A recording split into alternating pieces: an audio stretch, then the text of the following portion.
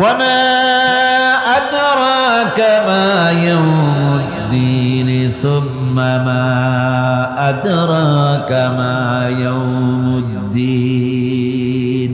বিচারের দিনটি কি তা তোমাকে কে জানালো? আবার জিজ্ঞেস করছি, তোমাকে কে জানালো বিচারের দিনটা কি? আল্লাহ পাক জবাবে বলছেন, বিচারের দিনটা হচ্ছে ইয়াউমা লা তামলিকু নাফসুন লিনাফসিন শাইআন ওয়াল আমরু ইয়াউমা ইযিন লিল্লাহ।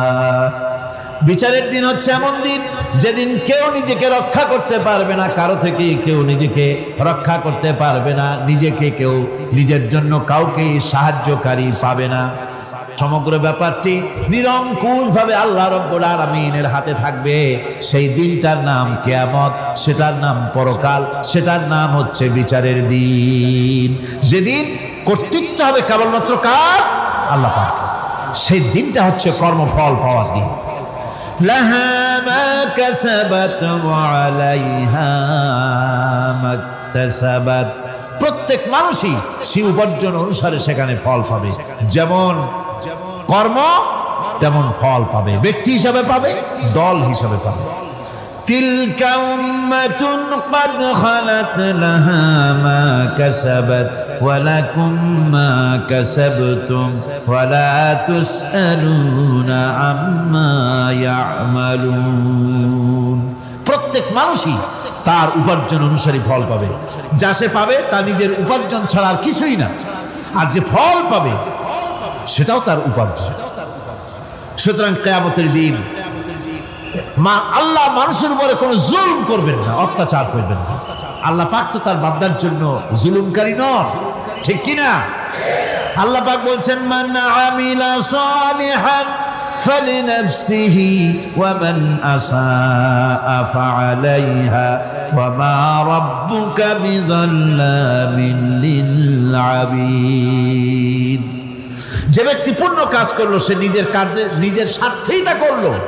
আমরা যে নামাজ পড়ি এটা কি আল্লাহর স্বার্থ? কথা কন, আল্লাহর স্বার্থ? সারা পৃথিবীর সমস্ত মানুষ যদি আল্লাহরে সেজদা দেয়, আল্লাহর ক্ষমতা আরো কিছুকালের জন্য বাড়বে নাকি?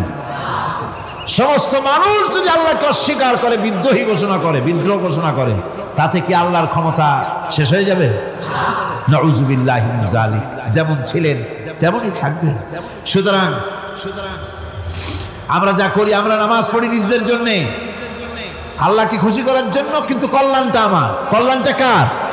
আমার। রোজা, হজ, যাকাত, তেলাওয়াত যা করি সব আল্লাহকে খুশি করার জন্য, কিন্তু স্বার্থ পুরাটাই আমার, আমার কল্যাণের জন্যই আমি করি।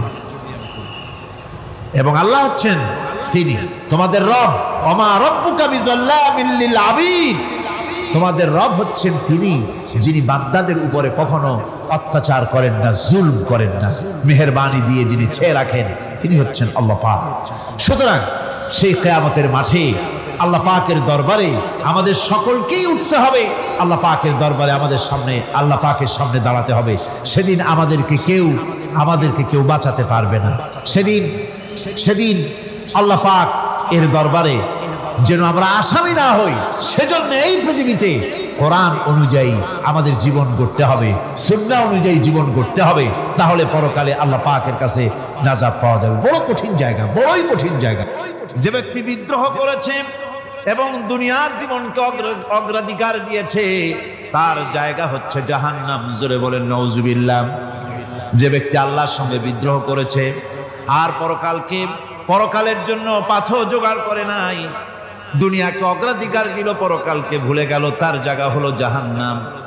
ওয়া আম্মা মান খাফা মাকামা রাব্বিহি ওয়া নাহান নাফসা আনিল হাওয়া ফাইন্নাল জান্নাতা হিয়াল মাওয়া। আর যে ব্যক্তি আপন প্রভুর সামনে উপস্থিত হকে ভয় করেছে এবং আপন প্রবৃত্তিকে লালসা মুক্ত করেছে, লালসার হাত থেকে রক্ষা করেছে, আল্লাহ রাব্বুল আলামিন কিয়ামতের দিন তার জন্য রেখে দিয়েছেন জান্নাত। তার জন্য কোন জায়গা? জান্নাত। আমাদেরকে পরকাল ভিত্তিক জীবন যাপন যদি করি, তাহলে কবরের জবাবগুলি খুব আসান হবে। আর যদি পরকাল ভিত্তিক জীবনযাপন না হয়, কবরটা মুসিবত হয়ে যাবে। হযরত ওসমান রাদিয়াল্লাহু তাআলা আনহু কবরের কাছে গিয়ে খুব কাঁদতেন। সাহাবায়ে কেরাম প্রশ্ন করেছেন, হুজুর, রাসূল করিম সাল্লাল্লাহু আলাইহি ওয়াসাল্লাম যখন জান্নাত ও জাহান্নামের ওয়াজ করেন তখনও তো এত বেশি আপনি কাঁদেন না, যত বেশি কাঁদেন কবরের কাছে এসে, কারণ কি?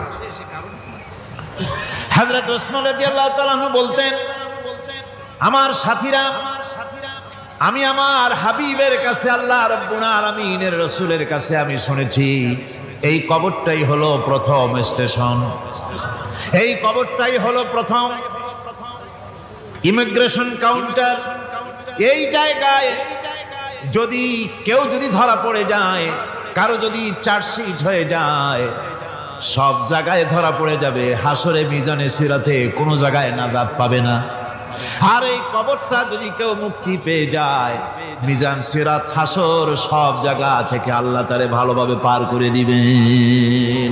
এটা হলো আসল জায়গা, মারাত্মক জায়গা, খুব মারাত্মক জায়গা। আমি এটাকে ইমিগ্রেশন কাউন্টার বলেছি আমার ভাষায়। ইমিগ্রেশন কাউন্টার যারা বিদেশ ভ্রমণ করেছেন তারা জানেন। লন্ডন যাবেন, আমেরিকা যাবেন, সৌদি আরব যাবেন, যে কোনো বিদেশে যাবেন, গেলেই পাসপোর্ট তারা দেখবে। পাসপোর্টে আপনার ন্যাশনালিটি কোনটা সেটাই তারা জানতে চাইবে। আপনি কোন দল করেন এটা তারা জানতে চাইবে না। আপনি কোন ভাষায় কথা বলেন তাও তাদের জানার দরকার নেই। প্রথমেই তারা আপনার ন্যাশনালিটি দেখবে, আপনার আইডেন্টিটি কি তারা জানতে চাইবে। তারপরে যদি স্যাটিসফ্যাক্টরি হয় আপনাকে ভিসা দিয়ে ভেতরে ঢুকবার ব্যবস্থা করে দেবে। আর যদি তারা স্যাটিসফাইড না হয় তাহলে আপনাকে মেহমানখানায় ঢুকানো হবে গ্রেফতার করে। কবর হচ্ছে এ ধরনের একটি ইমিগ্রেশন কাউন্টার। কবরের ভিতরে মানুষ যখনই রাখা হবে সঙ্গে সঙ্গে দুজন ফেরেশতা আসবে। কবরের কাছে যারা এসেছিল দাফন হয়ে যাওয়ার পর এই লোকগুলি 40 কদম যেতে যতক্ষণ লাগে এর মধ্যেই দুজন ফেরেশতা এসে যাবে। এসে জিজ্ঞেস করবে, মান রব্বুকা, তুমি কোন দল করতে? ওটা তাদের জানার দরকার নেই। চাকরি কিসে করতেন ওটা জানার দরকার নেই। ব্যবসা করতেন না চাকরি করতেন প্রয়োজন নেই। প্রথমেই জিজ্ঞাসা করা হবে ন্যাশনালিটি, প্রথমেই জিজ্ঞাসা করা হবে তার ন্যাশনালিটি সম্পর্কে, তার আইডেন্টিটিটা কি, এবং সেটাকে সত্যায়িত করার জন্য, বোঝার জন্য 3টি প্রশ্ন। প্রথম প্রশ্ন, মান রব্বুকা ওয়া মা দীনুকা ওয়া মান নাবিয়ুকা, তোমার রব কে, তোমার দিন কি, তোমার নবী কে। যদি এই ব্যক্তি বেঈমান হয়, মুনাফিক হয়, সে বলবে হায় হাতা লা আদরি, হায় হাতা লা আদরি, জানি না আমার রবকে, আমি জানি না। তোমার দিন কি, দিন কারে কয় বুঝি না। এরপরে আল্লাহর নবী জনাবে মুহাম্মদ রাসূলুল্লাহ সাল্লাল্লাহু আলাইহি ওয়াসাল্লামকে দেখানো হবে, বলা হবে মা কুনতা তাকুলু ফি হাদার রাজুল, এই ব্যক্তি সম্পর্কে তোমার ধারণা কি নিকে? বলবে আমি চিনি না। নাউযুবিল্লাহ। বাস, এরপরে তার যা হবার তাই শুরু হয়ে যাবে। আর যদি বান্দাটা মুমিন হয়, প্রশ্ন করা হবে মান রব্বুকা, জবাব দেবে রব্বি আল্লাহ, আমার রব আল্লাহ রাব্বুল আলামিন। ওয়া মা দীনুকা, দীনুনা ইসলাম, আমার দিন হচ্ছে ইসলাম। এরপরে আল্লাহর নবীকে দেখানো হবে। কয়েক রকমের বর্ণনা আছে, কোন বর্ণনায় আছে হুজুরের আকারে দেখানো হবে, অথবা রাসূলকে সরাসরি দেখানো হবে। বলা হবে মা কুনতা তাকুলু ফি হাদার রাজুল, এই লোকটি সম্পর্কে ধারণা কি? মুমিন ব্যক্তি বলবে হাদা নবিয়ুনা মুহাম্মাদুর রাসূলুল্লাহ সাল্লাল্লাহু আলাইহি ওয়াসাল্লাম, ইনি আমার তো সেই নবী মুহাম্মাদুর রাসূলুল্লাহ সাল্লাল্লাহু আলাইহি ওয়াসাল্লাম। আমরা যেন এই রকমের জবাব দিতে পারি, আল্লাহ কবুল করো। সকলে জোরে কোন আমিন। জবাব হয়ে যাওয়ার পর গায়ব থেকে আওয়াজ আসবে, ফাফরিশু বিল জান্নাতি ওয়ালবিসু বিল জান্নাহ। ও আমার ফেরেশতারা, আমার এই বান্দাকে জান্নাতের পোশাক পরাইয়া দাও আর কবরটাকে জান্নাতের বিছানা বিছাইয়া দাও। জান্নাতের পোশাক ছড়ায় দাও, জান্নাতের বিছানা বিছায় দাও। ইলা মাদ্দা বাসারিহি, তার চোখের দৃষ্টি যতদূর যায় কবরটা ততটা প্রশস্ত করে দাও। এরপর বেহেশতের পোশাক পরাইয়া বেহেশতের বিছানা বিছায়া ফেরেশতা বলবে নৌম কানাউমুল উরুস, ঘুমিয়ে যাও। দুলামিয়া যেমন বাসর সজ্জায় নতুন বউ নিয়ে আরামে ঘুমায়, এরকম আরামে ঘুমায় যাও। ইলা ইয়াউমিল কিয়ামা, কিয়ামত পর্যন্ত ঘুমায় আরামে ঘুমিয়ে থাকবে। এরপরে সিংগায় ফুৎকার হবে, সিংগার ফুৎকারের আওয়াজে তার ঘুম ভেঙে যাবে। বলবে ইয়া ওয়াইলানা মান বা'সানা মিন মারকাদিনা, হায় আফসোস, আমার এত আরামের ঘুম থেকে কে আমাকে জাগ্রত করলো, আমার ঘুমটারে নষ্ট করলো কে? আওয়াজ আসবে হাযা মা ওয়াদার রহমান ওয়া সাদাকাল মুরসালুন, এটা হচ্ছে রহমানের সেই ওয়াদা, আর মুরসালিনরা নবীরা সত্য কথাই বলেছিলেন, সেই কিয়ামত অনুষ্ঠিত হচ্ছে। আমার বন্ধুগণ,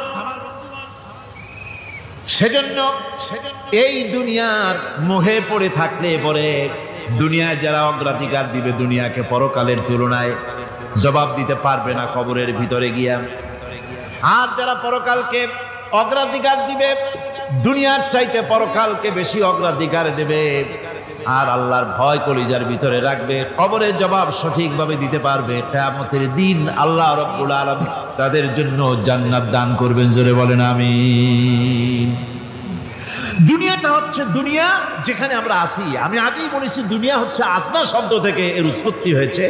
তুচ্ছ, নিকৃষ্ট, এটার দাম নাই, এটার মূল্য নাই।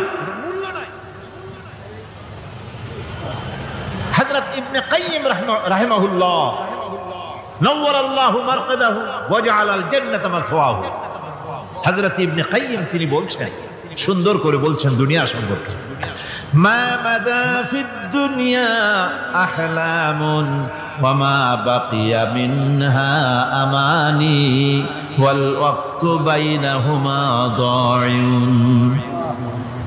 মা মাদা ফিদ দুনিয়া আহলামুন, জীবনের যে অংশ ফেলে এসেছি সেটা আজ একটা স্বপ্ন। ওয়া মা বাকিয়া মিনহা আমানি, আর জীবনের যে অংশ সামনে বাকি আছে সেটা এখন একটা আকাঙ্ক্ষা। ওয়াল ওয়াক্তু বাইনাহুমা দায়ুন, আর এর মাঝখান থেকে সময় সব চলে যাচ্ছে। কত বড় কথা চিন্তা করেছেন? জীবনের যে অংশ ফেলে এসেছি তা আজকে স্বপ্ন, তা আজ কি বলেন? স্বপ্ন। আর সামনে যা আছে সেটা আকাঙ্ক্ষা, আর মাঝখান থেকে সময় সব চলে যাচ্ছে। এরপরে তিনি বলছেন وَمَنْ يَسْحَبِ الدُّنْيَا يَكُنْ مِثْلَ قَابِضٍ عَلَى الْمَاءِ خَانَتْهُ فُرُوجُ الْأَصَابِعِ। দুনিয়াদারের অবস্থা হচ্ছে এই, কেউ যদি দুই হাতে পানি খামসায় ধরে, দুই হাতে কি ধরছে বলেন? দুই হাতে পানি খামসায় ধরেছে, খুব মজবুত করে ধরেছে, 2 মুঠ পানি। বলেন থাকবে কতটুকু? কতটুকু থাকবে? 1 ফোঁটাও থাকবে না, কারণ তার আঙ্গুলের ফাঁক তার সাথে খেয়ানত করবে, আঙ্গুলের ফাঁক দিয়া পানিগুলি সব বেরিয়ে চলে যাবে। সুতরাং দুনিয়া যারা চায় তারা ঠিক পানি খামসায় ধরলে পানি যেমন হাতের ভেতর থেকে খেয়ানত করে চলে যায়, যারা দুনিয়া চায় দুনিয়াও তাদেরকে এভাবে ফাঁকি দিয়ে চলে যায়। তবুও দুনিয়ার মায়া মানুষের এত বেশি। আল্লাহর নবী বলেন লাউ কানা লি ইবনি আদামা ওয়াদিন মিন যাহাবিন লাহাব্বা ইয়াকুনা লাহু সানিন, এই পৃথিবীতে যদি কাউকে একটা মাঠ ভরে যদি সোনা দেওয়া যায়, লোকটা বলবে রব্বুল আলামিন আমি যদি আরেকটা মাঠ এরকম সোনা ভরা পেতাম, দ্বিতীয় আরেকটা মাঠ দেওয়া হলে আবার বলবে যদি তৃতীয় আরেকটা মাঠ সোনা ভরে যদি পেতাম। নবীজি বলেন ওয়ালা ইয়ামলাউ জাওফু ইবনু আদামা ইল্লা তুরাব, মানুষের পেট 3.5 হাত মাটি ছাড়া, কবরের মাটি ছাড়া মানুষের পেট ভরবে না। আরো চাই, আরো চাই, চাওয়ার কোনো শেষ নাই। মানুষ এভাবে করে দুনিয়ার মহব্বতে এমনি পাগল হয়ে যায়, শুধু দুনিয়ার মহব্বত, পরকালকে বেমালুম ভুলে যায়। আমি কিন্তু একথা বুঝাতে চাই নাই যে পরকালের মহব্বতে, পরকালের ভয়তে বা পরকালের জন্য দুনিয়া আপনি বাজার ঘাট, বেচা কিনা, ব্যবসা বাণিজ্য সবকিছু ভুলে যান, না তা নয়। ভুল বোঝার কোনো কারণ নাই। পরকালকে অগ্রাধিকার দিতে হবে, মানে দুনিয়াটা চিরস্থায়ী জায়গা নয়। চিরস্থায়ী হচ্ছে কোনটা? আখিরাত। চিল্লায় এখন কোনটা? সুতরাং এখানে যা করতে হবে, আখিরাতে জবাবদিহিমূলক জীবনযাপন করতে হবে। আপনি ব্যবসা করবেন, ওজনে কম দিতে পারবেন না। আপনি খাদ্যে ভেজাল দিতে পারবেন না, চুরি করতে পারবেন না, ডাকাতি করতে পারবেন না, জেনা করতে পারবেন না, বদমাশি করতে পারবেন না, মদ খেতে পারবেন না, সন্ত্রাসী হতে পারবেন না, হাইজাকার হতে পারবেন না, চাঁদাবাজ হতে পারবেন না, মুনাফাখোর হতে পারবেন না, আপনি চোরা কারবারি হতে পারবেন না, ঘুষখোর হতে পারবেন না, সুদখোর হতে পারবেন না। এই সব কাজ পরকালকে বিশ্বাস করলেই এ সমস্ত কাজ থেকে মানুষ বিরত থাকতে পারে। কথা ঠিক কিনা? এটাই হচ্ছে। সুতরাং এই পৃথিবী থাকবে না, এটা কি চিরকাল থাকবে? না, এর একটা পরিসমাপ্তি ঘটবে। যেমন করে সারা বছর লেখাপড়া করার পর কলেজে, বিশ্ববিদ্যালয়, মাদ্রাসায়, হাই স্কুলে, সব জায়গায় সারা বছর লেখাপড়া করার পর যেমন পরীক্ষা দেওয়ার একটা দিন আসে, সারা বছর ব্যবসা করার পর হিসাব নিকাশ করার যেমন একটা সময় আসে, সারা মাস চাকরি করার পর বেতন পাওয়ার যেমন একটা দিন আসে, সারা জীবন চাকরি করার পর পেনশন পাওয়ার যেমন একটা সময় আসে, অনুরূপ ভাবে এই দুনিয়া যেদিন শেষ হয়ে যাবে, আল্লাহ নির্ধারিত সময় শেষ হয়ে যাওয়ার পর একটা সময় আসবে যখন আল্লাহ রব্বুল আলামিন সব শেষ করে দিবেন, লন্ড ভন্ড হয়ে যাবে, কিছুই থাকবে না। কোরআনে কারীমে আল্লাহ সব বলেছেন, কোরআনে সব আল্লাহ বলে দিয়েছেন। আল্লাহ পাক বলেন এই পৃথিবীর সব কেমন ভাবে ধ্বংস হবে তার চিত্র আল্লাহ পাক কোরআনে কারীমে তুলে ধরেছেন। ইযাস সামাউ ফাতারাত ওয়া ইযাল কাওয়াকিবু তাসারাত ওয়া ইযাল বিহারু ফুজ্জিরাত ওয়া ইযাল কুবুরু বু'সিরাত। যখন আকাশসমূহ দীর্ঘ বিদীর্ণ হয়ে যাবে, তারকাগুলি বিক্ষিপ্ত হয়ে ছিটকে পড়বে, আর সমুদ্রগুলি উচ্ছ্বসিত হয়ে পড়বে, কবরগুলি সব তার ভেতরে যা আছে উদ্গীরণ করে দেবে, তারকাগুলি স্থিমিত হয়ে যাবে। এরপরে সমস্ত আকাশগুলি কিতাবের পৃষ্ঠার মতো একটার পরে একটা ঠাস ঠাস করে পড়তে থাকবে, চূর্ণ বিচূর্ণ হয়ে ভেঙে চুরে একাকার হয়ে যাবে। পাহাড়গুলিকে উড়িয়ে দেওয়া হবে, চন্দ্র এবং সূর্য একাকার হয়ে যাবে। আল্লাহ রাব্বুল আলামিন বলেন ফাইদা বারিকাল বাসার ওয়া খাসাফাল কমার ওয়া জুমিআশ শামসু ওয়াল কমর। চক্ষু যখন বিস্ফারিত হয়ে যাবে, চাঁদ যখন তার আলো হারিয়ে ফেলবে, সূর্য যখন তার আলো হারিয়ে ফেলবে, চাঁদ আর সূর্য সব একাকার হয়ে যাবে, সেই সময়ের অবস্থাটা কি চিন্তা করো। মানুষ হয়রান হয়ে দৌড়াদৌড়ি করবে। ওয়াহুমিলাতিল আরদু ওয়াল জিবালু ফাদুক্কাতা দাক্কাতান ওয়াহিদা। জমিন এবং পাহাড়গুলির মধ্যে আল্লাহ রাব্বুল আলামিন সংঘর্ষ বাঁধিয়ে দিবেন, পাহাড়গুলি ভেঙে চুরে টুকরা টুকরা হয়ে যাবে, পাহাড়গুলি উঁচু করে জমিনের উপরে আছাড় মেরে আল্লাহ রাব্বুল আলামিন ভেঙে চুরে চুরমার করে দিবেন। সুবহানাল্লাহ। ওয়াতাকুনুল জিবালু কালইনিল মানফুস। পাহাড়গুলো ভেজা ধোনা তুলার মতো করে উড়িয়ে দেওয়া হবে, পাহাড় উড়ে যাবে। সুবহানাল্লাহ। পাহাড় পাথরের তৈরি করা পাহাড়, এই পাহাড়গুলি তুলার মতো হয়ে উড়বে কিভাবে?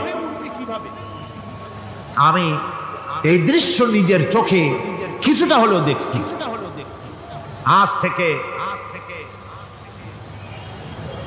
10 দিন আগে আমি ইতালি সফর করে এসেছি। ইতালির রাজধানী রোম। রোম প্রাচীন সভ্যতার লালন ভূমি। কোরআনে কারিমে সূরায়ে রোম রয়েছে, এই রোম সেই রোম। এখানের বাদশার কাছে রাসূল করিম সাল্লাল্লাহু আলাইহি সাল্লাম হেরাক্লিয়াসের কাছে চিঠি পাঠিয়েছিলেন। সেই রোম 12 থেকে 15,000-এর মতো বাংলাদেশি মুসলমান সেখানে আছে। জুমার দিন, যেদিন আমি গেলাম তার পরের দিনই জুমা ছিল। জুমার নামাজ পড়লাম ভ্যাটিকানের কাছেই বিশাল মসজিদ, ইউরোপের ভিতরে সবচেয়ে বড় মসজিদ এটা। রোম ইসলামের দুশমনদের রাজধানী। সেইখানে যখন আযান হচ্ছে আশহাদু আন্না মুহাম্মাদার রাসূলুল্লাহ, আমার অনুভূতির কথা আপনাদেরকে বোঝাতে পারবো না, কি অনুভূতির সৃষ্টি হয়েছে আমার ভেতরে। ভ্যাটিকানের পোপ এক পাশে, কিছু দূরেই ভ্যাটিকান, ওটা হচ্ছে গোটা পৃথিবীর সমস্ত খ্রিস্টানদের কাবা ভ্যাটিকান। তার পাশেই বিশাল মসজিদ, সেখানে নামাজ পড়লাম। চিন্তার ভেতরে আসলো আল্লাহ রাব্বুল আলামিন তার হাবিবের নাম, তার তাওহীদ, তার রিসালাতকে কিভাবে বিশ্বময় ছড়িয়ে দিলেন। আবু জাহেল চাইছিল মুহাম্মদ সাল্লাল্লাহু আলাইহি ওয়াসাল্লামকে স্তব্ধ করে দেবে মক্কার জীবনেই। কত বদনাম, সাহের, কাহেন, কাযযাব, শায়ের, নাউযুবিল্লাহি মিন যালিক, কত গালাগালি করলো। আর আল্লাহ শুনালেন, হাবিব চিন্তার কোনো কারণ নাই, ওয়ারাফা'না লাকা যিকরাক, আমি আপনার প্রশংসা বিশ্বময় ছড়িয়ে দেব।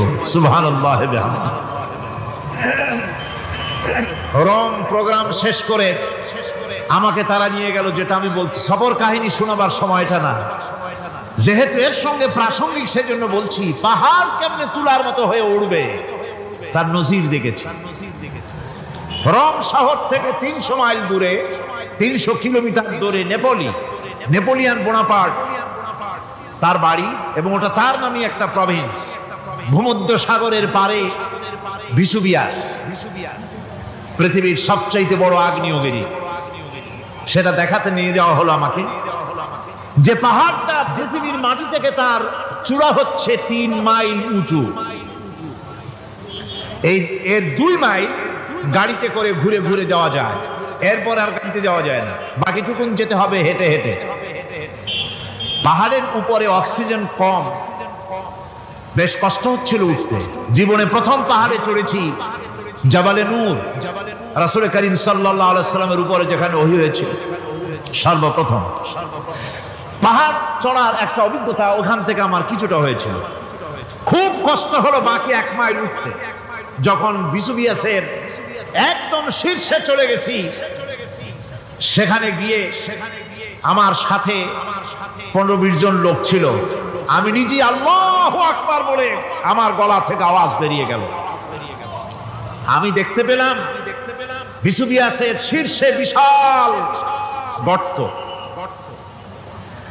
আমার মনে হয় গর্তটা এই মাঠের 1/4 হবে, এই মাঠের 1/4 হবে গর্তটা।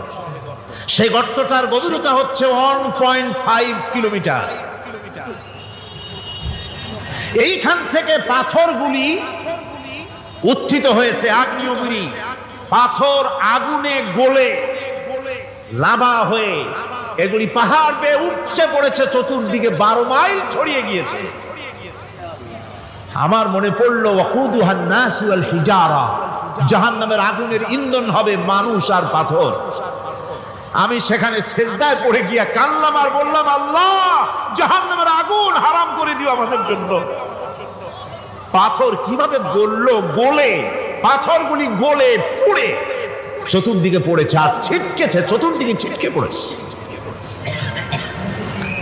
সেই পাথরগুলি ছিটকে ছিটকে যেগুলি পুড়ে পড়েছে, সেগুলিকে দূরে সাদা রঙের বলে মনে হয়, কোনোটা সাদা কোনোটা কালো, মনে হয় যেন তুলার মতো হয়ে পড়ে আছে চতুর্দিকে। 1944 সনে তৃতীয়বারের মতো ভিসুভিয়াস অগ্নিগিরি যে অগ্নি উৎপাত করে, তাতে আশেপাশের 12 মাইল এলাকা এফেক্টেড হয়ে যায়। পাথরগুলি গলে এভাবে বিধ্বস্ত করে দিয়েছে। এখান থেকে এখানে জোহরের নামাজ, আসরের নামাজ আমরা পড়লাম, আল্লাহর কাছে খুব দোয়া করলাম, এখনো ধোঁয়া উঠতেছে, এখনো পাহাড়ের ফাটল দিয়ে ধোঁয়া উঠছে। একজন হাত দিয়ে আমাকে বলল যে খুব গরম লাগে ধোঁয়াগুলি। ওখানকার লোকেরা বলল যে ভেতরে এখনো আগুন আছে, তবে সুপ্ত, যে কোনো মুহূর্তে আবার তা জাগ্রত হতে পারে। আমরা সেখান থেকে নেমে এলাম। একটু কিছু দূর গিয়েই সেখানে হলো পম্পেই শহর। এই পম্পেই শহরটা হচ্ছে ঈসা আলাইহিস সালামের জন্মের 2000 বছর আগে এই শহর তৈরি হয়। ঈসা আলাইহিস সালামের জন্মের 179 বছর পর ভূমিকম্প হয়। সেই ভূমিকম্পে গোটা পম্পেই শহরটা পৃথিবীর মানুষের চোখের আড়াল হয়ে যায়, ধ্বংস হয়ে যায়, মাটির তলায় ভরম। আজ থেকে 200 বছর আগে মাটি খনন করতে গিয়ে এই শহর আবিষ্কৃত হয়। পুরা শহরটা খুঁড়ে তারা বের করেছে। 180 হেক্টর জমিনের উপরে এই বিশাল শহর। ঘুরে ঘুরে দেখলাম, গাড়ি চলে না সেখানে, পায়ে হেঁটে দেখতে হলো। প্রশস্ত রাস্তা। আজ থেকে 4000 বছর আগের মানুষেরা রাস্তা বানাতে জানতো পাথর দিয়ে, এবং রাস্তার দুধারে তাদের ছিল ফুটপাত, পানির ব্যবস্থা, নগরায়নের সব রকমের সুযোগ সুবিধা। তারপরে সেখানে বিচারালয়, এরপরে দোকানপাট, বাজার ঘাট, সবকিছুর ব্যবস্থা রয়েছে।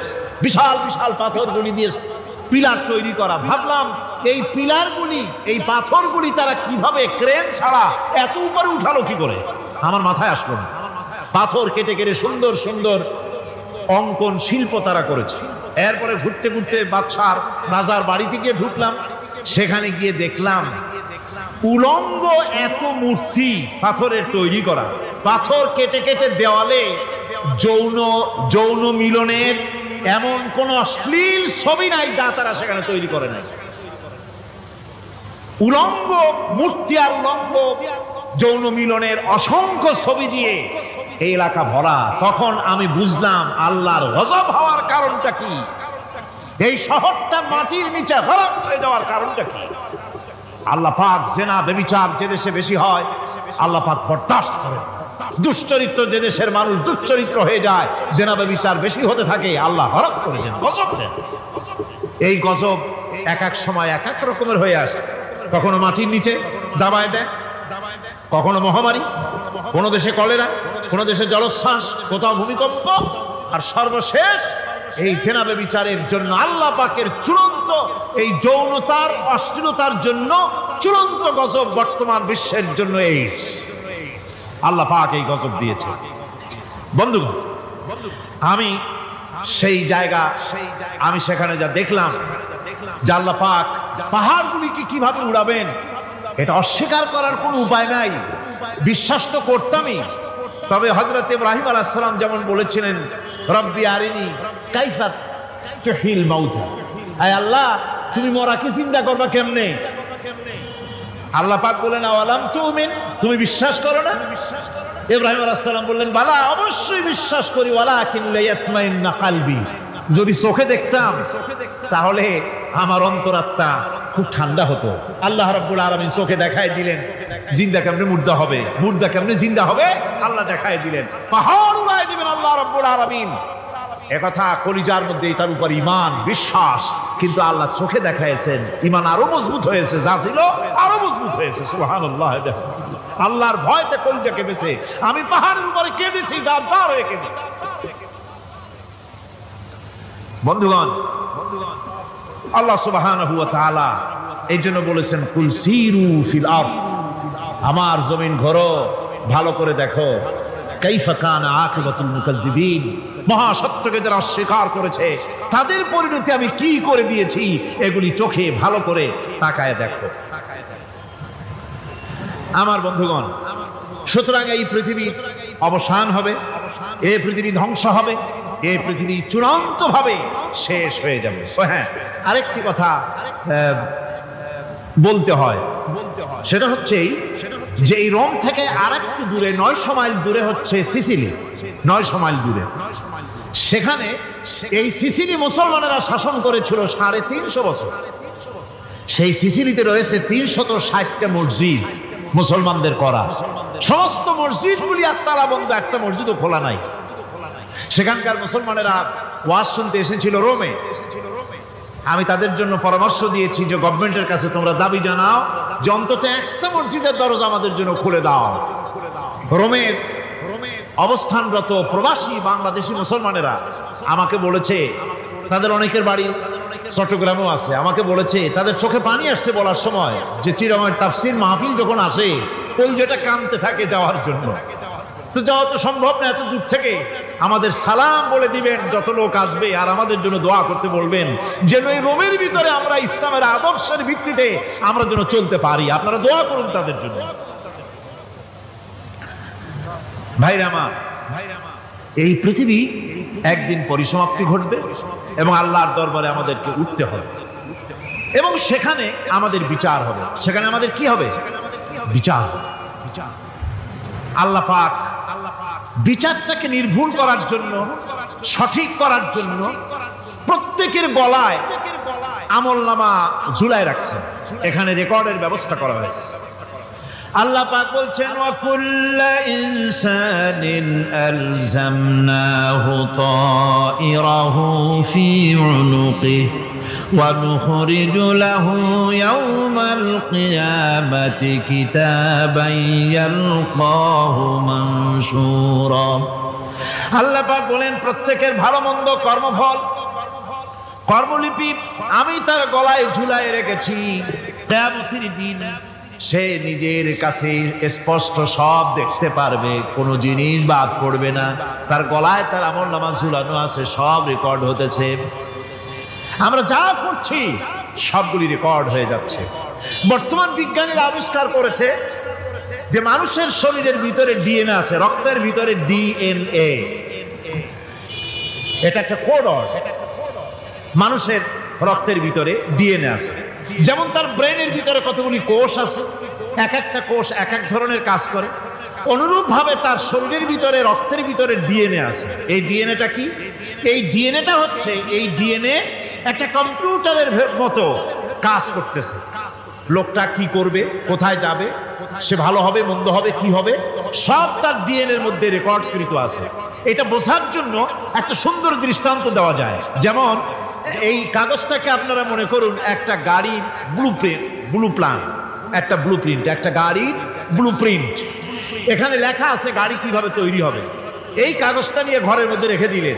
এখন এই কাগজটা থেকেই অটোমেটিক গাড়ির উইন্ডো তৈরি হলো, শিল তৈরি হলো, গাড়ির বডি তৈরি হলো, চেসিস তৈরি হলো, টায়ার তৈরি হলো, ইঞ্জিন তৈরি হলো, ব্যাটারি তৈরি হলো, পেট্রোল নিল, আর কোনো রকমের ড্রাইভার ছাড়াই গাড়ি চলতে আরম্ভ করলো।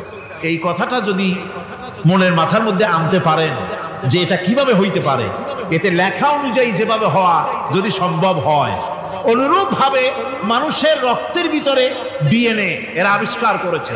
এর ভিতরে মানুষের ভালো মন্দ, কোথায় যাবে কি করবে, সব কিছুর মধ্যে রয়েছে। কোরআনে কারীমে আল্লাহ রাব্বুল আলামিন, আমি গত বছরও বলছিলাম যে বিজ্ঞানের আবিষ্কার যত বাড়বে কোরআন বোঝা মানুষের জন্য তত সহজ হবে। সুবহানাল্লাহ। কোরআন বোঝা মানুষের জন্য তত সহজ হবে। সুতরাং মানুষের গলার সাথে আল্লাহ পাক বলছেন যে একটা আমলনামা আমি ঝুলাই দিয়েছি তার গলার সাথে, সে যা করতেছে ওখানে সব লিপিবদ্ধ হচ্ছে, কম্পিউটারাইজড, কম্পিউটারের মতো এগুলি সব গ্রহণ করতেছে। এগুলি কিয়ামতের দিন তার সামনে হাজির করা হবে।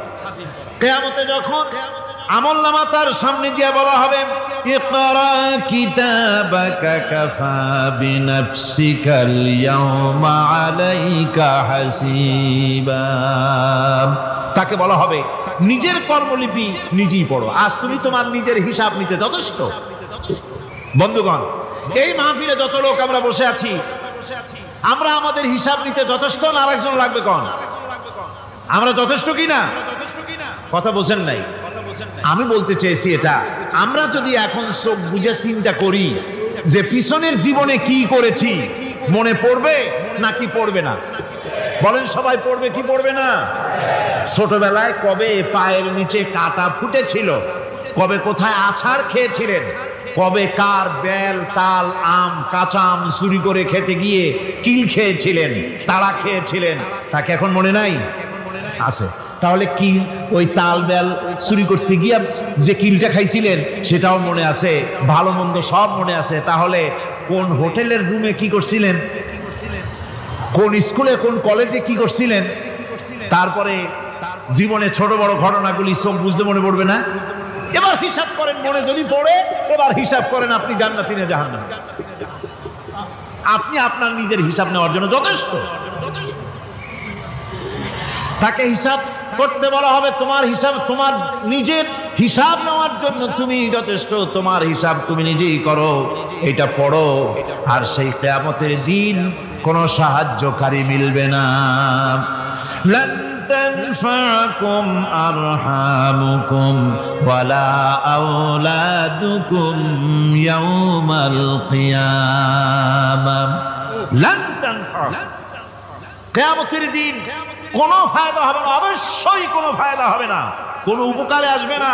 কিয়ামতের দিন তোমার সন্তান, তোমার স্ত্রী, তোমার মাল, তোমার সম্পদ কোনো উপকারে আসবে না। কিয়ামতের ময়দানে সেদিন সব তোমার সাথে বিচ্ছেদ করবে, সব পালায় যাবে। সেখানে উৎকোষেরও কোনো কারবার নাই যে ঘুষ টুস দিয়া, ফেরেশতাদের কোনো রকম বুঝবাজ দিয়া, আলাদা কোনো চোরাগলি পথ দিয়া একেবারে ফুট করে ভেস্তে চলে যাবেন, এমন কোনো সুযোগ নাই।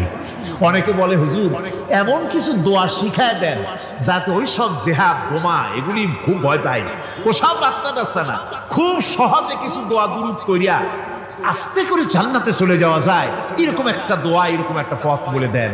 আমি বলি ভাই, এরকমের কোন চোরাগলি আমার রাসূল আবিষ্কার করতে পারেন নাই। আল্লাহর পয়গম্বরের ওই ধরনের পথ, কোন পথ আবিষ্কার করতে পারেন নাই। সেখানে কিয়ামতের দিন কাউকে উৎকোষ গ্রহণ করার কেউ নাই, উৎকোষ দেওয়া যাবে না। আর উৎকোষ দিবি না কি, আপনার কাছে কিছু নাইও, থাকলেও নেওয়ার কেউ নাই। এই দুনিয়ায় ফাঁকিবাজি করে বহুত কিছু করা যায়, কিন্তু কিয়ামতের মাঠে এগুলি কিছুই চলবে না। আল-ইয়াওমা লা ইয়ানফা'ু মালুন ওয়ালা বানুন। কিয়ামতের দিন ধন সন্তান সন্ততি আর সম্পদ কোনো কাজে লাগবে না। সেদিন শুধু আমল, আমল যদি ভালো হয় কাজে লাগবে, আমল খারাপ হবে সব শেষ হয়ে যাবে। আল্লাহ রাব্বুল আলামিন নবীজিকে ডেকে বলেছেন, নবী আপনি বলেন, কুল মা কুনতু বিদআম মিনার রাসূল, আপনি বলুন আমি কোন নতুন রাসূল নই, আমার আগে অনেক নবী রাসূল পৃথিবীতে এসেছেন, তারা বিদায় হয়ে গেছেন। আমি জানি না কিয়ামতের দিন আল্লাহ রাব্বুল আলামিন আমার সাথে কি ব্যবহার করবেন, আর আমি এও জানি না যে কিয়ামতের দিন আল্লাহ পাক তোমাদের সাথে কি ব্যবহার করবেন। এই আয়াত নাযিল হওয়ার পর আল্লাহর হাবিব তার মেয়েকে ডাকলেন, জামাইকে ডাকলেন, নাতিদেরকে ডাকলেন, আহলে বাইতদেরকে ডাকলেন, আর বললেন, ও আমার মেয়ে কলিজার টুকরা ফাতেমা গো শোনো, কেবলমাত্র আয়াত নাযিল হয়ে গেল, আল্লাহ পাক আমাকে শোনাচ্ছেন কিয়ামতের দিন আমি জানি না আমার সঙ্গে কি ব্যবহার করা হবে, আর এও জানি না যে তোমাদের সাথে কি ব্যবহার করা হবে। ও আমার কলিজার টুকরা মেয়ে ফাতেমা, কিয়ামতের দিন মুহাম্মদ সাল্লাল্লাহু আলাইহি সাল্লামের মেয়ে, এই হিসাবে তোমার নাজাতের ফয়সালা হবে না। ও আমার কলিজার টুকরা নাতি হাসান আর হোসেন, কিয়ামতের দিন মুহাম্মদ সাল্লাল্লাহু আলাইহি সাল্লামের নাতি হিসাবে ফয়সালা হবে না। ও আমার জামাই হযরতে আলী, কিয়ামতের দিন আমার জামাই হিসাবে নাজাতের ফয়সালা হবে না। আমল যদি ভালো হয় ফয়সালা ভালো হবে, জান্নাতে চলে যাবে। আমল যদি খারাপ হয় কার নাতি কার জামাই দেখা হবে না। সুবহানাল্লাহ, কঠিন কিয়ামতের মাঠ। এই পরকালের বিশ্বাস যদি কলিজার মধ্যে ঢোকে মানুষ ভালো হয়ে যাবে। কম সুবহানাল্লাহ। আপনাদের দৃষ্টিতে পারবে, কথার জবাব যে দিলেন না। পুলিশে কি মানুষের চরিত্র ভালো বানাইতে পারবে? পুলিশের চরিত্র ভালো বানাবে কেনা, সেটাই তো কথা। মানুষের চরিত্র যাতে ভালো থাকে, মানুষের জন্য খারাপ কাম না করে সেজন্য পুলিশ, পুলিশ যাতে খারাপ কাম না করে সেজন্য আরো একটা ডিপার্টমেন্ট আছে না, তারা যাতে খারাপ না কাজ না করে সেজন্য আর একটা আছে। এন্টি করাপশনের আবার এন্টি করাপশন আছে, তার উপর আবার এন্টি করাপশন আছে। এন্টিটার অভাব নাই। সুতরাং পুলিশ দিয়া, বিডিআর দিয়া, আর্মি দিয়া মানুষের, দেশের, জাতির চরিত্র ভালো বানানো যায় না। রাসূলুল্লাহ এ দিয়ে বানান না, এটা ইসলামের নিয়ম নয়। পুলিশ দিয়া আর্মি দিয়া দেশের মানুষের চরিত্র ভালো বানানো যায় না। চরিত্র ভালো বানানো যায় কেবলমাত্র পরকালের ভয় দিয়া। কি কিসের ভয় দিয়া? ওই যে মক্কার জীবনে ওই সমস্ত মানুষগুলি যারা চুরি করত, ডাকাতি করত, জেনা করত, বদমাশি করত, যারা শয়তানি করত, যারা মানুষকে খুন করত, এই মানুষগুলি এত ভালো হয়ে গেল, যারা চুরি ছেড়ে দিল, ডাকাতি ছেড়ে দিল, জেনা ব্যভিচার ছেড়ে দিল, এত ভালো হয়ে গেল, পৃথিবীর মধ্যে সেরা মানুষ তারা হয়ে গেলেন। জোরে বলেন সুবহানাল্লাহ। নবীর সাহাবীরা পৃথিবীর শ্রেষ্ঠ সন্তান, নবীর সাহাবীরা পৃথিবীর সেরা মানুষ, তাদের চাইতে সেরা মানুষ নবীদের পরে আর কেউ হতে পারে না। জোরে কোন সুবহানাল্লাহ। নবীর পরে পৃথিবীতে শ্রেষ্ঠ মানুষ কারা? সাহাবায়ে কেরাম রিদওয়ানুল্লাহি তাআলা আলাইহিম আজমাইন। ওনারা তো কুফরের মধ্যে ছিলেন, শিরকের মধ্যে ছিলেন, চুরি, ডাকাতি, জেনা, ব্যভিচার এমন কোনো পাপ নাই যা করা হয়নি। তারপরে যখন আল্লাহর নবীর কাছ থেকে তাওহীদ, রিসালাত ও আখিরাতের দাওয়াত পেলেন, কি সোনার মানুষ এক একজন হয়ে গেলেন। সুবহানাল্লাহ। যারা ছিলেন নারীর সতীত্বের জম, তারা হয়ে গেলেন নারীর সতীত্বের পাহারাদার। যারা মানুষের মাল চুরি করত, ডাকাতি করত, তারা রাতভর মানুষের মালের পাহারা দিল, মানুষের রক্তের পাহারা দিল। সুবহানাল্লাহ বিহামদি। রক্ত ও সম্পদের পাহারা দিল। রাসূল বললেন খায়রুল কুরুনে কারনি, সর্বশ্রেষ্ঠ যুগ তো আমার যুগ। বন্ধুগণ, এরপরে একটা জীবন আসবে ওই কিয়ামতের ময়দানে। এই পরকালের বিশ্বাসটা গুরুত্বপূর্ণ ব্যাপার। আমাদের সব কিছুর হিসাব দেওয়া লাগবে। আল্লাহ পাক বলেন ইন্নাস সামআ ওয়াল বাসারা ওয়াল ফুআদা কুল্লু উলাইকা আনহু মাসউলা। নিঃসন্দেহে মানুষের শ্রবণ শক্তি, দর্শন শক্তি এবং তার অন্তঃকরণের কল্পনা সম্পর্কে আল্লাহ রাব্বুল আলামিনের কাছে জিজ্ঞাসিত হতে হবে। কান দিয়া কি করেছিলা, চোখ দিয়া কি করেছিলা, মুখ দিয়া কি করেছিলে, হাত দিয়ে কি করেছিলে, সব কিছুর জবাব আল্লাহ রাব্বুল আলামিনের কাছে দিতে হবে। সবটার জবাব দিতে হবে, কোনো কিছু বাদ যাবে না। এমনকি মনের ভিতরে যে কল্পনা আমরা করি, এই কল্পনার হিসাবও আল্লাহর দরবারে দিতে হবে। কোরআনে কারীম বলছেন ওয়া ইন তুবদু মা ফি আনফুসিকুম আও তুখফুহু ইউহাসিবকুম বিহিল্লাহ।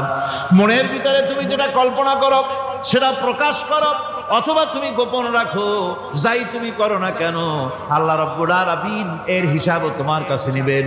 ফায়াগফিরু লিমান ইয়াশা ওয়া ইউআযযিবু মান ইয়াশা ওয়াল্লাহু আলা কুল্লি শাইইন কাদির।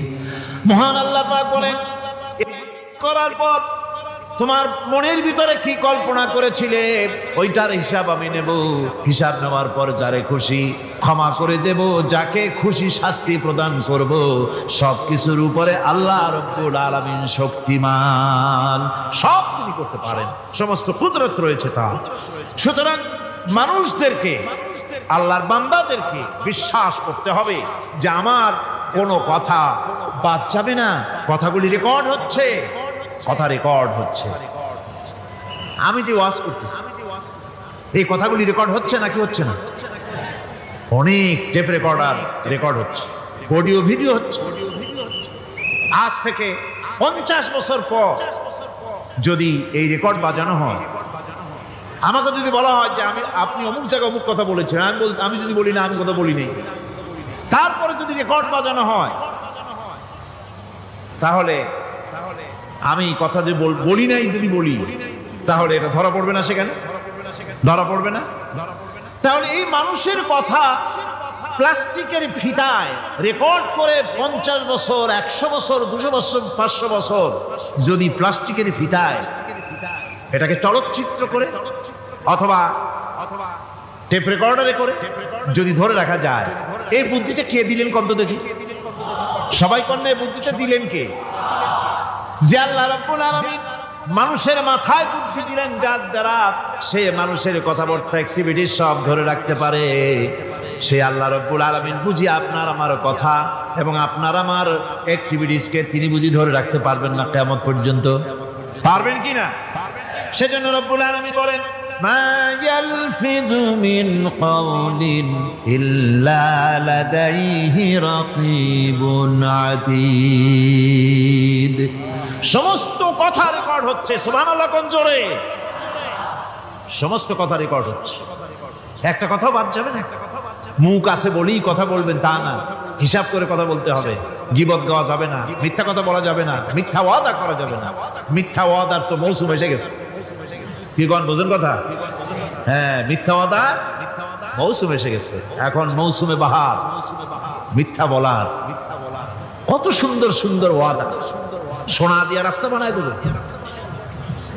অভুক্ত মানুষদের বলা হয় না খেয়ে মরবেন না, কিন্তু কি খেয়ে মরবে তাও কয়। আমরা যদি যাইতে পারি তাহলে মটকির মতো রসগোল্লা বানাই, গরুর গাড়ির চাকার মতো জিলাপি বানাই, খাইতে গিয়ে হা করে শীত হয়ে থাকে। কত রঙিন রঙিন কথা। মিথ্যা ওয়াদার সময় ভাইরা আমার, পরকাল যদি বিশ্বাস করে সেই ব্যক্তি কিছুটি মুখ আছে বলেই যা খুশি বলবে না, পরনিন্দা করবে না, পরচর্চা করবে না, হাত আছে বলেই যা তা লিখবে না। ঘটনা হইল একটা, লিখলো আর একটা। কলম একটা আছে বলেই যা খুশি তা লেখা যায় না, মুখ আছে বলেই যা খুশি তা বলা যায় না, চোখ আছে বলেই যা খুশি তা দেখা যায় না। গরু খাওয়া জায়েজ করা হয়েছে বলে গরুর লেজ থেকে মাথা পর্যন্ত পাইকারি দরে সব খাওয়া যায় না। গরু খাওয়া হারাম না হালাল? হালাল। পাইকারি দরে লেজ থেকে মাথা পর্যন্ত সব খাওয়া হালাল না। ওর মধ্যে আল্লাহ কিছু হারাম রেখে দিছে, সেগুলোকে বাইসে খাইতে হবে। আল্লাহ দেখতে চান পাইকারি দরে জমের খাওয়া খাও না আমার হারামগুলি বাদ দিয়া খাও, নিষেধ করাগুলি বাদ দিয়া খাও। মুখ আছে বলেই যা খুশি তা বলা যাবে না, কান আছে বলেই যা খুশি তা শোনা যাবে না, চোখ আছে বলেই যা খুশি তা দেখা যাবে না, হাত পা আছে বলেই যা খুশি তা করা যাবে না। সবটার পেছনে আল্লাহ রাব্বুল আলামিনকে ভয় করা লাগবে। মহান আল্লাহ রাব্বুল আলামিন বলে, বান্দারে তোমার সমস্ত কার্যাবলী এমনকি তোমার চাহনিটা পর্যন্ত কার দিকে কি নিয়তে তাকাইছো কেউ জানে না, আমি আল্লাহ রাব্বুল আলামিন জানি। ওয়ায়ালামু খায়নাতাল আয়ুনি ওয়া মা তুখফিস সুদূর। তোমার অন্তঃকরণ কি জিনিস গোপন করে আর তোমার চক্ষু কি লুকোচুরি খেলে আমি টের পাই। সুবহানাল্লাহ বিহামদি। চশমার ফাঁক দিয়া কি দেখো, কারে দেখো, কি নজরে দেখো, সানগ্লাস পরিয়া কেউ পায় না, আমি ঠিক পাই। সুবহানাল্লাহ, জোরে কান সুবহানাল্লাহ।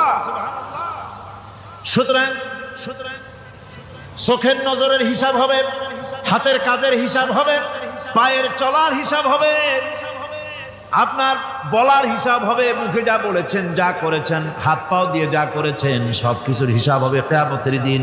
আল্লাহর দরবারে সবকিছু উপস্থিত হবে, কোনো জিনিস বাদ পড়বে না। فَمَن يَعْمَلْ مِثْقَالَ ذَرَّةٍ خَيْرًا يَرَهُ وَمَن يَعْمَلْ مِثْقَالَ ذَرَّةٍ شَرًّا يَرَهُ। ছোট্ট একটা ভালো কাজ যদি করো তাও হাজির করা হবে সামান্যতম ভালো কামও তোমার ভাত পড়বে না, আর ক্ষুদ্রতম কোনো খারাপ কাজ করলে তাও উপস্থিত করা হবে সব তোমার সামনে, কোনো জিনিস বাদ পড়বে না, সব দেখতে পাবে কিয়ামতের দিন। ভালো কাজটাও আর খারাপ কাজটাও আল্লাহর কাছে সেদিন আল্লাহ পাক মানুষের সামনে উপস্থিত করে দিবেন। আল্লাহ পাক বলছেন সেদিন এই জমিন তার ভিতরে যা লুকায়িত ছিল জমিন সব বের করে দেবে। কান্নাহুম জারাদুন মুনতাশির। টিড্ডি ফড়িংগুলি পোকাগুলি মাটির থেকে যেমন বেরোয়, এ মাটির ভিতরে যা আছে কিয়ামতের দিন সব মাটি বের করে দেবে।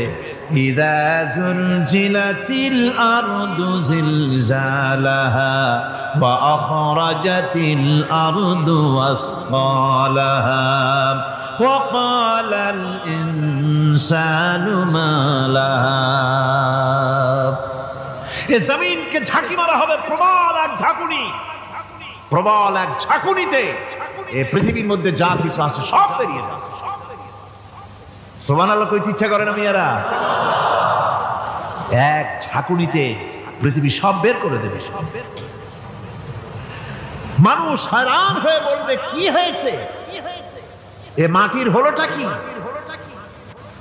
আমার বন্ধুগণ, মানুষ हैरान হয়ে গিয়ে বলবে মাটির কি হলো? আল্লাহ রাব্বুল আলামিন বলেন ইয়াউমাইযিন তুহাদ্দিসু আখবারাহা বিআন্না রাব্বাকা আওহালাহা। জমিনের উপরে যা ঘটেছে জমিন তা সব বের করে দেবে, সব প্রকাশ করে দেবে। আর এটা এই জন্য হবে যেহেতু তার রবের হুকুম হয়েছে, তার রব হুকুম করেছে বের করে দে। জমিনের ভিতরে আছে যা সব হারিয়ে যাবে, আকাশ ভেঙে পড়বে, পাহাড় উড়ে যাবে, জমিনের ভিতরে যা আছে সব উপরে চলে আসবে, পৃথিবীতে সব শেষ, কিচ্ছু নাই, আকাশ নাই, পাহাড় নাই, সমুদ্র নাই, সব একাকার, চন্দ্র নাই, সূর্য নাই, তারকা নাই, গ্যালাক্সি নাই, মহাশূন্য নাই, সব শেষ। আল্লাহ রাব্বুল আলামিন সমস্ত ফেরেশতাদেরকে শেষ করে দিবেন, সকলের মওত হয়ে যাবে, কেউ আর থাকবে না, এমনকি হযরতে আজরাইল মালাকুল মউত তিনিও থাকবেন না, সব আল্লাহ রাব্বুল আলামিন মৃত্যু করে দিবেন। এরপরে আল্লাহ রাব্বুল আলামিন একা তিনি বলবেন ইয়া দুনিয়া, ইয়া দুনিয়া আইনা আনহারুকি, এ পৃথিবী তোর সেই সমুদ্রগুলো কোথায়, নদীগুলি কোথায়? ইয়া দুনিয়া আইনা আশজারুকি, হে দুনিয়া তোমার গাছগুলি কোথায়? এত বন বনানি, এত গাছ ছিল। ইয়া দুনিয়া আইনা জিবালুকি, হে পৃথিবী তোর জমিনে যত পাহাড় ছিল পাহাড়গুলি কই? যত স্বৈরাচার ছিল জমিনের উপরে, যারা স্বৈরাচারী মনোবৃত্তি নিয়ে মানুষ ধ্বংস করেছে, দেশ ধ্বংস করেছে, মায়ের বুক খালি করেছে, ওই স্বৈরাচারগুলি কই? কোনো জবাব নাই। আল্লাহ পাকের পরে বলবেন লিমানিল মুলকুল ইয়াউম, কার রাজত্ব? আজকে রাজত্বটা কার? আল্লাহ তিনবার আওয়াজ দিবেন আজকে রাজত্ব কার? আল্লাহ পাক যখন তিনবার করে ডাক দিবেন কোনো জবাব নাই, কোনো জবাব নাই। কে জবাব দেবে? আল্লাহ রাব্বুল আলামিনের সামনে কার ক্ষমতা আছে কথা বলার? কেউ তো নাই, সব শেষ। আল্লাহ পাক বলবেন লিল্লাহিল ওয়াহিদুল কাহ্হার, একমাত্র পরাক্রমশালী আল্লাহ রাব্বুল আলামিনের রাজত্ব। সেই হাসরের মাঠে আমাদের সকলকে উপস্থিত হয়ে যেতে হবে। কেউ আমরা এখান থেকে বাঁচতে পারবো না, সবাইকে উঠতে হবে। অপরাধীরা সেখানে অসহায় হয়ে যাবে,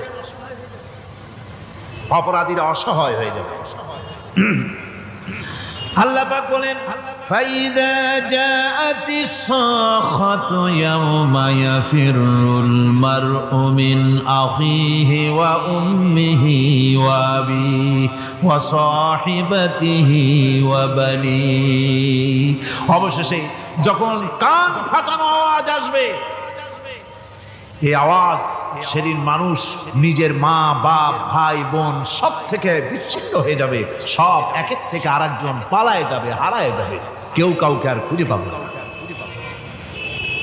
সেদিন ওই কিয়ামতের মাঠে বিভীষিকাময় দৃশ্য, মানুষ হয়রান হয়ে যাবে। মাথার এক হাত অথবা অর্ধ মাইল অথবা এক বিগত এতটুকুন উপরে ওই প্রকাণ্ড সূর্যটার তাপ আসবে, গুনাহগারের মাথার চান্দি ফেটে গিয়া মগজগুলি গলে গলে নাক কান দিয়ে বের পড়তে লাগবে, জিহ্বাটা কুকুরের মতো ঝুলে নাভিস্থল পর্যন্ত পড়ে যাবে, মাটিটা সূর্যের উত্তাপে তামার মতো গরম হয়ে যাবে, সারা হাসর জুড়ে আওয়াজ হবে পানি পানি পানি। মানুষেরা হয়রান হয়ে যাবে। সেই হাসরের ময়দানে এই চরম কষ্টের ভিতরে আল্লাহ রাব্বুল আলামিন বলেন সেদিন দুটো ভাগ হয়ে যাবে। একদল মানুষের চেহারা আলোয় ঝলমল হয়ে যাবে, আর একদল মানুষের চেহারাগুলি কালো হয়ে যাবে। উজুহুন ইয়াওমাইদিন মুসফিরাতুন দাহিকাতুন মুস্তাবশিরা ওয়া উজুহুন ইয়াওমাইদিন আলাইহা গাবারা। আল্লাহ পাক বলেন এক শ্রেণীর মানুষের চেহারা হাস্যোজ্জ্বল ঝলমলে হয়ে যাবে, আর এক শ্রেণীর মানুষের চেহারাগুলি কালো হয়ে যাবে। তারহাকুহা কাতারা উলাইকা হুমুল কাফারাতুল ফাজারা। হাস্যোজ্জ্বল, স্বচ্ছন্দপূর্ণ, সুন্দর, উজ্জ্বল ঝলমলে চেহারা হবে ঈমান আনার কারণে, পরকালকে বিশ্বাস করার কারণে, আল্লাহ এবং রাসূলের কথা অনুযায়ী জীবনযাপনের কারণে চেহারাটা উজ্জ্বল হয়ে যাবে। আর আল্লাহর নাফরমানি, রাসূলের নাফরমানি, পরকালকে অস্বীকার করার কারণে কাফেরগুলির চেহারা, মুনাফিকগুলির চেহারা কালো হয়ে যাবে। তাদেরকে আলাদা করে দেওয়া হবে। আমতাজুল ইয়াওমা আইয়ুহাল মুজরিমুন, মুজরিমদেরকে আলাদা করে দেওয়া হবে, দুইটা ভাগ হয়ে যাবে। এই চরম অবস্থা সৃষ্টি হবে কিয়ামতের ময়দানে। সেদিন রাসূল করিম সাল্লাল্লাহু আলাইহি ওয়াসাল্লাম উম্মতের জন্য সুপারিশ করবেন। সেই সুপারিশ যেন আমাদের করতে পারেন সেজন্য আমাদেরকে তৈরি করতে হবে, সে ধরনের যোগ্য আমাদেরকে বানাতে হবে। বন্ধুগণ, এই পরকালীন জীবন, এর সম্ভাবনা এটা যে হবে এবং সেই পরকালে আমাদের সকলকে যে উঠতে হবে, কিয়ামতে আল্লাহর কাছে জীবনের সব কিছুর জবাবদিহি করতে হবে, এই ভীতি সৃষ্টি করতে চায় আল্লাহ পাক মানুষের ভেতরে। আল্লাহ পাকের চাইতে মানুষের কল্যাণকামী আর কেউ আছে? চিল্লায় কোন আল্লাহর চাইতে, বিশ্ববাসীর সৃষ্টি জগতের কল্যাণকামী আল্লাহর চাইতে, রাসূলের চাইতে বেশি কেউ কি আছে? সে আল্লাহ পাক সব বলে দিলেন, ওপেন সিক্রেট করে দিলেন, সব গোপন ফাঁস করে দিলেন।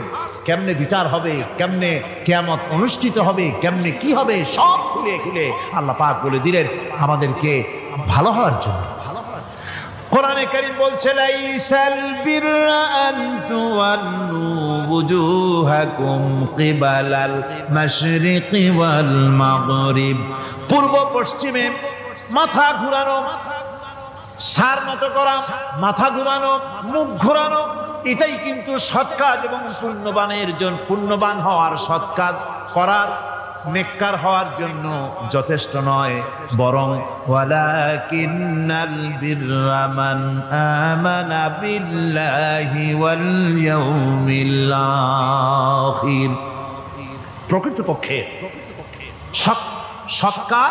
সৎকারী মুমিন, ভালো কাজ করা, প্রকৃত মুমিন, সত্যিকারের ভালো মানুষ, সত্যিকারের ইমানদার হওয়ার জন্য 10টি কাজ লাগবে। কয়টি কাজ?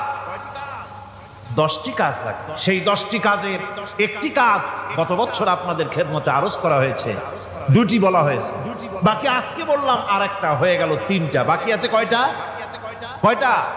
7টা। বাকি আছে আরো 7টা।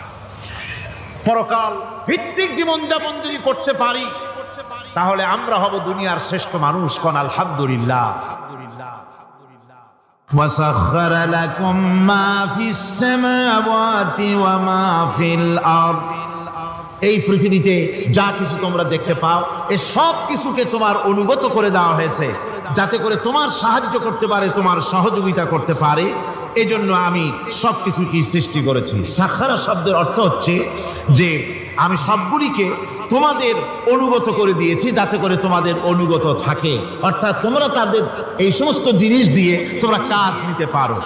পানির উপর দিয়ে তোমরা যেন নৌকা চালাতে পারো, স্টিমার চালাতে পারো, পানি অনুগত করা হয়েছে, বাতাসকে অনুগত করা হয়েছে। পৃথিবীর সব কিছুকেই আমি অনুগত করে দিয়েছি তোমাদের, যাতে করে তার দ্বারা তোমরা কাজ নিতে পারো।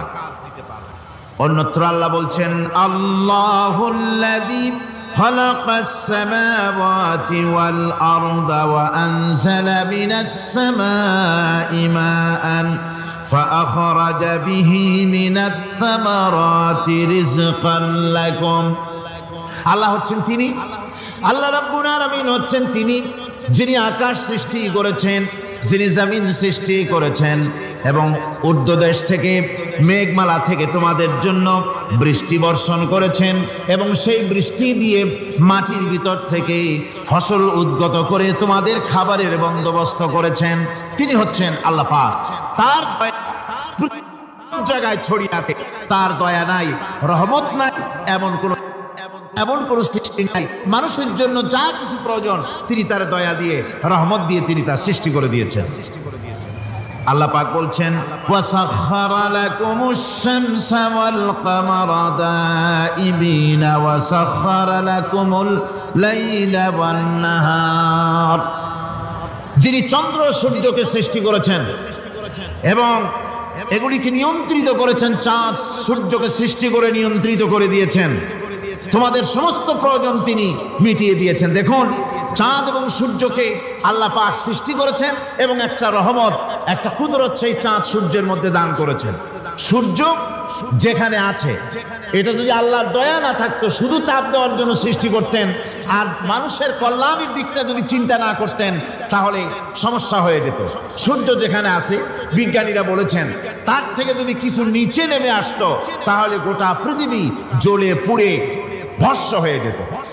আর যেখানে আছে তার থেকে সূর্য যদি কিছু উপরে উঠে যেত, তাহলে গোটা পৃথিবী হিম শীতল হয়ে পৃথিবী ফ্রিজ হয়ে যেত, মানুষ প্রাণী জগৎ মরে সব শেষ হয়ে যেত। চাঁদ যেখানে আছে, এই চাঁদ তার জায়গা থেকে কিছু উপরে যদি উঠত, তাহলে পৃথিবী মরুভূমি হয়ে যেত। আর যেখানে আছে তার থেকে কিছু নিচে যদি আসতো, তাহলে গোটা পৃথিবী পানি, সমুদ্রের পানি, নদীর পানিগুলি প্লাবিত হয়ে, ওভারফ্লো হয়ে, উচ্ছ্বসিত হয়ে গোটা পৃথিবীকে প্লাবিত করে দিত, ডুবাই দিত, সব শেষ হয়ে যেত। তাহলে আমরা দেখতে পাচ্ছি শুধু সৃষ্টি নয়, সৃষ্টিও করেছেন এবং প্রত্যেকটি সৃষ্টির পেছনে তার দয়া কাজ করেছে, তার কুদরত কাজ করেছে, যাতে করে মানুষের জন্য সুবিধা হয়, মানুষের জন্য উপকার হয়। অন্য আয়াতে আল্লাহ পাক বলেন وآتاكم من كل سألتموه وإن تعدوا نعمة الله لا تحصوها। আল্লাহ পাক বলেন তিনি তোমাদের প্রতি এত দয়াবান, আল্লাহ তোমাদের প্রতি এত দয়া রাখেন, এত মেহেরবানি করেন যে তোমাদের সমস্ত চাহিদা তিনি পূরণ করেছেন।